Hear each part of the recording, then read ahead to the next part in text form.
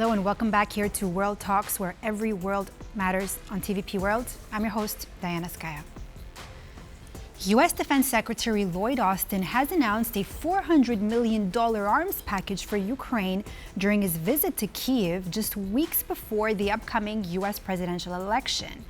Now, as Russia advances in eastern Ukraine, Austin reaffirmed U.S. support, but uncertainty looms over the future aid depending on the election outcome. And joining me now to discuss the significance of this visit and more, and the potential impact, is Andreas Umland, analyst at the Swedish Institute of International Affairs. Sir, thank you so much for being with us here on TVP World Talks this morning. Hello, thanks for having me again. Now, before we get into Austin's visit to Kyiv, I just want to, for the moment, ask you about Russian President Vladimir Putin is today hosting the 16th BRICS Summit in Kazan, where leaders including Indian Prime Minister Modi, Chinese President Xi Jinping are expected to attend. What we're seeing right now on the screen is these leaders gathering in Kazan. Now, sir, there are unconfirmed reports that UN Chief Antonio Guterres might be attending as well. Can you tell us if this is true, and what can you comment on this if this is to be true, in fact? Yes, I've read this also, but cannot confirm this. I find that surprising because Russia is now for more than 10 years violating the most basic rules on which the United Nations are built, namely that borders cannot be moved and that states have territorial integrity and national sovereignty. And Russia is both in action and in words rejecting that for Ukraine, which is one of the Ukrainian Soviet Republic was one of the founding members of the United Nations, unlike the Russian Federation, by the way. So I'm surprised by this behavior of Guterres, but this is apparently how these things go nowadays. Is it confirmed though? Can you give us a confirmation or not? I have also only the media information. I don't have any background here that goes beyond what is in the media. All right, sir. Now let's move on to Austin's visit now to Kyiv. Now, this is most likely his final visit to Ukraine as U.S. Defense Secretary. Now, what does this signal about the U.S.'s long-term military commitment to Ukraine, and what can we expect as the Biden administration nears its end? That's a good question. I mean, it will obviously depend on the result of the elections. And what one hopes is that this visit and perhaps further activities by the Biden administration will make sure that at least for 2024, there will be as much as possible still under the Biden administration help provided. This is now a good sign for the time being. But then, of course, the question will be whether Harris can win the presidential elections. And if she wins, then obviously there will be much continuity, perhaps also some discontinuity, but more continuity than discontinuity. If Trump wins, then we will be in a new world, and then it's very, very difficult to predict what will actually happen then. Now, Austin announced additional military aid, but no changes really in U.S. policy on striking deep inside Russian territory. What factors could be influencing the U.S. decision to maintain these restrictions? What can you say? I guess the major factor here is the fear of an escalation to a larger war, World War III, a nuclear war even. And the Russian propaganda is, of course, working in this direction a lot. And I see this more in Germany, where I'm from, than in the US, that this is actually quite effective.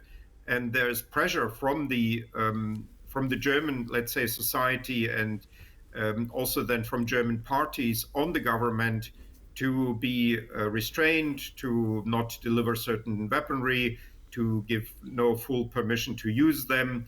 to not touch the legitimate state territory of the Russian Federation with Western weapons. Unfortunately, this propaganda is working, although we had many other red lines, supposed red lines before that have been crossed, and no major escalation towards the NATO member countries has happened.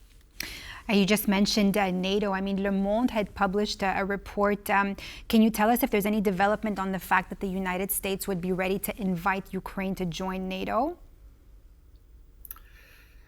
This is also in the air, and perhaps the United States are now ready to put such an invitation, let's say, in the plans for the next NATO summit next year. But the United States, as we have seen here, for instance, with the accession of Sweden, does the last word. If the United States decides to do so, there are 31 more member states of NATO who would all have to agree to such a declaration, and the ratification of the Swedish accession to NATO, Sweden being a far less problematic, obviously, country than Ukraine for NATO, but having nevertheless these problems to get finally in. This illustrates that this will be a complicated process, and even if the U.S. Decides to change her course, that may not be sufficient. And so I don't think that is really something one can rely on, that there will be this invitation. And even if there is an invitation, the accession process and the ratification then of the accession will probably only happen after the war.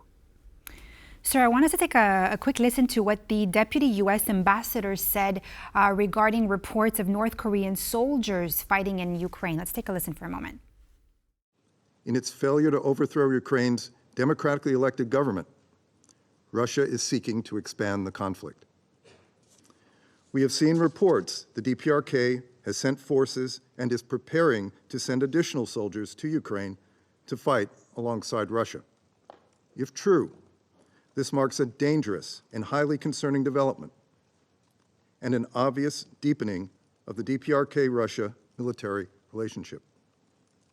We are consulting with our allies and partners on the implications of such a dramatic move.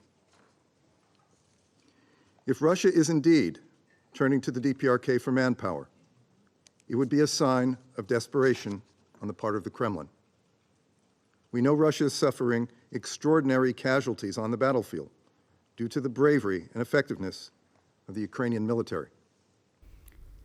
And sir, if you can just briefly comment now on this, if confirmed, what potential consequences could this have on the dynamics of the conflict on the broader political landscapes, especially in terms of U.S. and of the U.S. response? One would hope that this will trigger a rethinking both in the West and also in the non-Western world about this conflict, because this would now be the second nuclear weapon state that is attacking Ukraine. North Korea is not an official nuclear weapon state, but it's outside the non-proliferation treaty, but it has nuclear weapons. And obviously the behavior both of Russia and of North Korea, this reckless behavior, is only possible because these countries have nuclear weapons. And so this is a further undermining of the nuclear non-proliferation regime, because it means that, well, if you have nuclear weapons, you can do whatever you want. And if you don't, like Ukraine, and especially if you give them away, like Ukraine did in the 1990s, you will then be attacked by countries that do not observe international law. So I think this is really a major development. How credible is this report, though, of just really briefly, how credible is this report of those North Korean soldiers fighting in Ukraine? You know, if it can be confirmed? There has been also already video footage of North Korean soldiers in Russia, and various press reports. There is South Korean intelligence apparently on this issue. So it's credible to me, and we have now also this agreement between North Korea and Russia So it looks like it's true, and it would be especially scandalous if then these North Korean soldiers would appear on Ukrainian state territory. Thank you so much, Andreas Umland, Analyst, Swedish Institute of International Affairs, for being with us here on TVP World Talks this morning. Thank you for your input. And that completes this edition of World Talks here on TVP World. I'm Diana Skaya. Up next, news. Stay tuned.